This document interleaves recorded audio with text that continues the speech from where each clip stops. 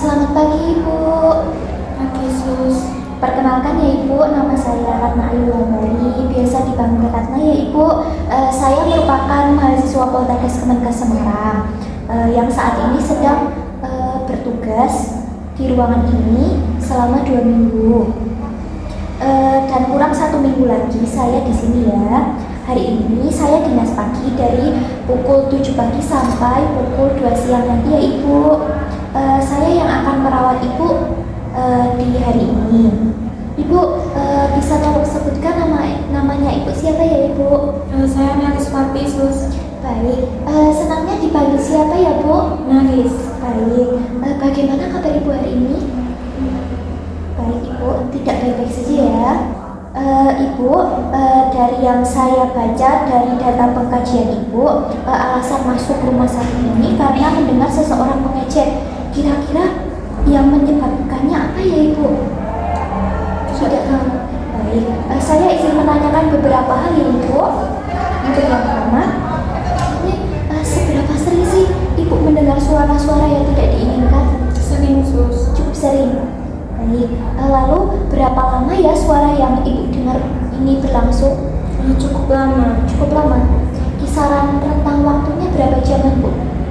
1 jam mungkin Sus. 1 jam. Baik. Dari mana Ibu merasa suara itu terdengar? Dari situ. Baik. Seberapa keras Ibu suara yang Ibu dengar? Bisik-bisik. Bisik-bisik. Apakah Ibu yakin suara itu berasal dari diri sendiri atau luar? Dari luar. Dari luar.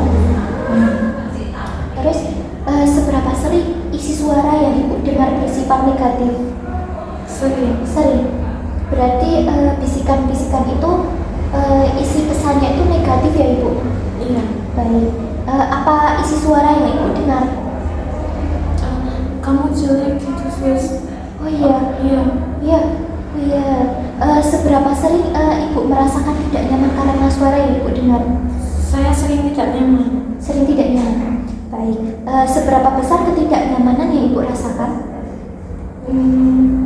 Saya cukup tidak nyaman Sus. Baik.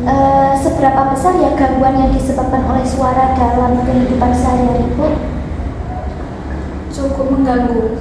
Baik. Baik Ibu, yang terakhir ini ya Bu, seberapa baik Ibu dapat mengendalikan bisikan-bisikan itu Ibu?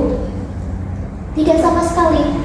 Baik Ibu, apakah Ibu sudah mengetahui bagaimana cara mengontrol halusinasi dengan baik? Belum. Baik Ibu, apakah Ibu sudah bisa mengontrol bagaimana cara mengatasi ketika bisikan-bisikan tersebut datang Ibu? Belum ya. Bagaimana kalau kita berdiskusi tentang cara mengontrol halusinasi atau bisikan-bisikan tersebut dengan teknik menghati Ibu? Apakah Ibu bersedia? Bersedia. Baik. Apakah Ibu sudah mampu mengidentifikasi adanya halusinasi? Misalnya suara yang tidak didengar dengan orang lain, apakah sudah mampu membedakannya? Belum. Baik.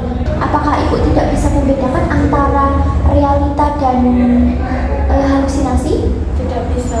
Baik. Apakah Ibu membutuhkan teknik mengontrol halusinasinya? Baik. Berapa lama kira-kira Ibu mau melakukan diskusi ini? Sekitar 15 menit. Baik, 15 menit ya Ibu. Ibu mau berbincang-bincang di mana nih? Kira-kira Di sini saja. di sini saja. Baik. Kita akan belajar cara-cara mengontrol halusinasi ya Ibu. Bagaimana kalau kita latih cara yang pertama dulu, yaitu dengan menghardik ya. Apakah Ibu sudah mengerti apa yang dimaksud mengontrol halusinasi dengan teknik menghardik? Belum tahu. Baik, saya jelaskan ya Ibu. Cara mengontrol halusinasi dengan cara menghardik yaitu mengontrol suara-suara dengan cara menolak atau memarahi suara-suara tersebut Ibu. Jadi kita tuh kayak kalau suara itu muncul, kita marahi saja Bu. Jangan kita ikuti tapi kita marahi saja ya Ibu. Dengan latihan teknik menghardik ini tujuannya yaitu agar Ibu merasa lebih berkuasa atas halusinasi dan bisa membedakan mana yang nyata dan mana yang tidak ya Ibu. Terus yang perlu dipersiapkan yaitu waktu, jelas ya Ibu, waktu. Terus komitmen, apakah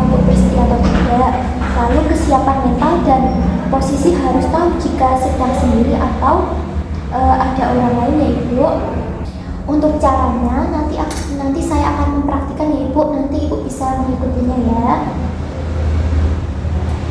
Ketika sedang sendiri, Ibu bisa menggunakan cara ini. Begini Bu, jika suara itu muncul, katakan dengan keras, pergi sana, saya tidak mau mendengar. Yang keras ya Ibu. Jadi gini ya Ibu, Ibu bisa sambil menutup mata dan juga menutup telinga ya Ibu. Terus katakan gini, pergi, saya tidak mau dengar kamu itu suara palsu, gitu ya Ibu. Ketika Ibu sedang di keramaian, Ibu katakan seperti itu, tapi di hati saja ya Ibu, jangan dikatakan spontan, cukup di hati saja. Coba sekarang Ibu ulangi yang saya praktikkan tadi. Pergi sana, saya tidak mau dengar kamu suara palsu. Bagus sekali Ibu. Ibu sudah bisa mempraktikannya ya. Terus bagaimana perasaan Ibu setelah belajar teknik menghafal ini Bu? Saya sedikit lega sih. Baik Bu, masih ingat tidak tadi kita berbincang-bincang dan belajar apa? Coba Ibu sebutkan lagi apa pengertiannya, tujuannya, dan apa saja yang perlu dipersiapkan. Kita belajar tentang cara mengontrol halusinasi dengan menghaptiksus. Tujuannya agar kita bisa membedakan mana suara asli dan suara palsu yang kita dengar. Ya, bagus sekali Ibu. Lalu cara latihannya tadi seperti apa Ibu? Bisa diperagakan kembali? Dengan menutup mata dan menutup telinga, lalu berbicara keras. Iya. Suruh suara itu pergi karena itu suara palsu. Betul sekali ya Ibu, bagus. Kalau posisi kita lagi di keramaian Ibu, gimana cara kita mengungkapkannya? Kita mengucapkan itu di dalam hati. Bagus sekali ya Ibu.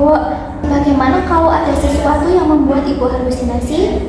Ibu nanti coba praktekkan latihan yang tadi ya Ibu. Ya, sis. Ibu bisa lakukan itu sampai suara itu tidak terdengar lagi. Lakukan itu selama 3 kali sehari ya Ibu. Saat Ibu mendengar suara-suara bisikan-bisikan tadi ya. Bagaimana jika tindakan ini saya masukkan ke jadwal harian Ibu? Boleh, sis. Baiklah Ibu, bagaimana kalau besok kita berbincang-bincang tentang cara yang lain untuk mengatasi halusinasi ini? Cara yang kedua yaitu dengan bercakap-cakap untuk mencegah suara-suara itu muncul. Apakah Ibu bersedia? Sedia, sus. Baik, besok saya akan kembali lagi sekitar pukul 9 pagi ya Ibu. Waktunya untuk kisaran waktunya Ibu mau berapa lama nih? Seperti tadi ya. Seperti tadi ya, 15 menit.